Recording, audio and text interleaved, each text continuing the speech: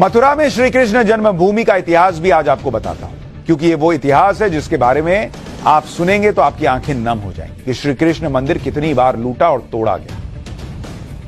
महमूद गजनवी ने 1017 में मथुरा पर हमला किया था और 21 दिन तक मथुरा को लूटा। 21 दिन।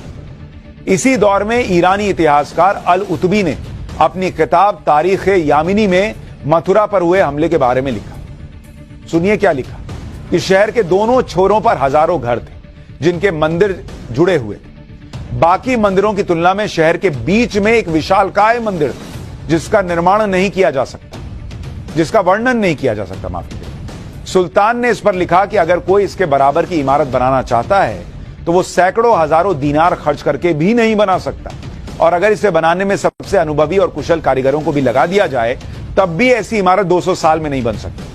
मूर्तियों में से 5 मूर्तियां लाल सोने से बनी थी और 15 फीट ऊंची थी, और मूर्तियां हवा में बिना किसी आधार के थी। इनमें से एक मूर्ति की आंखों में 2 रूबी लगी हुई थी। अगर कोई इसे बेचना चाहे तो उसे 50,000 दीनार तक मिल सकते हैं।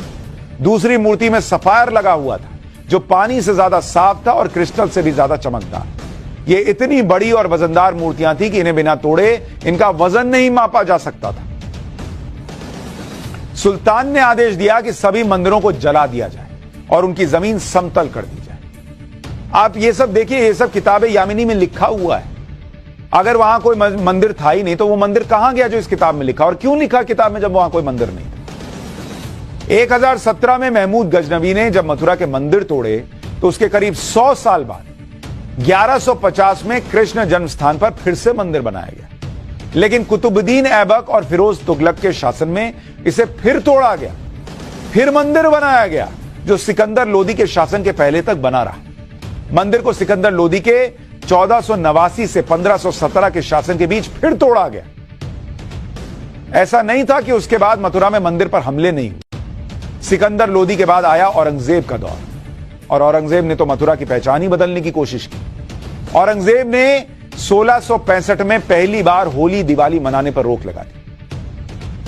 औरंगजेब ने यमुना के घाटों पर हिंदुओं के अंतिम संस्कार पर रोक लगा दी।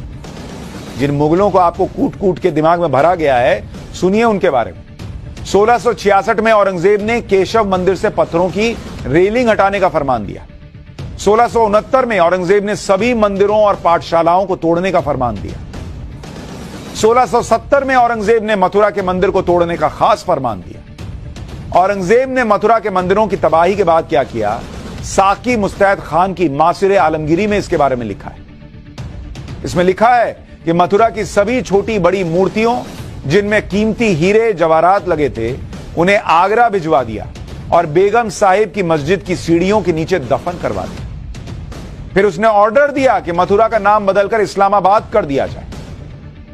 यह हुआ इस देश में। और उसके बाद कहा जाता है कि कोई वर्शिप एक्ट है इसलिए जो है वो वीडियोग्राफी नहीं हो सकती। फिर कहा जाता है कि इस देश में सुरक्षित नहीं है। इतना सब कुछ लिखा है, सारे सबूत होने के बाद भी हिंदू कोर्ट में केस लड़ रहा है, कानूनी प्रक्रिया के जरिए जो है वो अपना अधिकार मांग रहा है। फिर भी लोग जो है वो जहर भरते हैं कि भाई सुरक्षित नहीं।